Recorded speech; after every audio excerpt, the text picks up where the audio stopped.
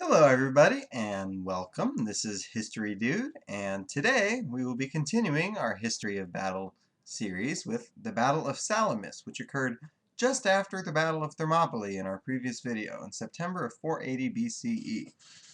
Now, after the Battle of Thermopylae, the Peloponnesian cities withdrew their forces south of the Isthmus of Corinth, leaving Athens indefensible.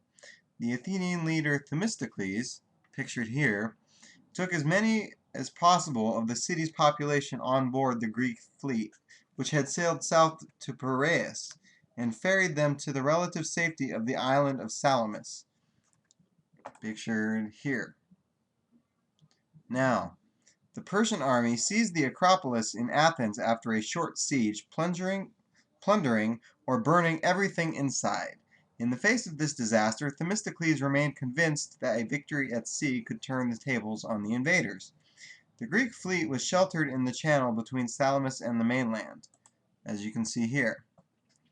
Hoping to draw the Persian fleet into these narrow waters, Themistocles sent Xerxes a message saying that, quote, if the Persian fleet attacked, his Athenians would change sides and the rest of the Greeks would flee, end quote.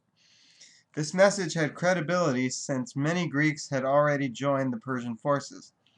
The following day, Xerxes watched from a hilltop as most of his fleet rowed into the eastern end of the Salamis Channel. As the channel narrowed, the triremes bunched together, creating confusion and limiting movement. At that point, the Greek fleet attacked, the ranks of oarsmen rowing with all their strength to ram into the enemy warships. Much of the battle was fought with arrows, spears, and axes as marine infantry and archers clashed, fighting on ships locked together.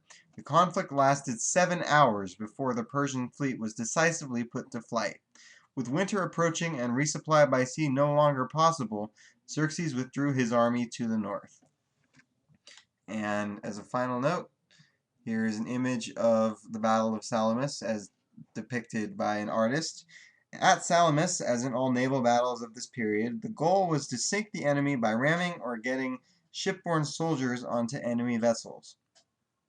Now the Greeks had about 300 to 500 ships, and the Persians had about 500 to 700 ships. The Greeks lost 40 ships, while the Persians lost about 200 to 300. So this was a decisive Greek victory. And that is about it for the Battle of Salamis. I hope you have enjoyed and found this educational. If you have any tips or comments for me, please do not hesitate to leave them in the description below, and I will respond and get back to you. And as always, remember to have an awesome day.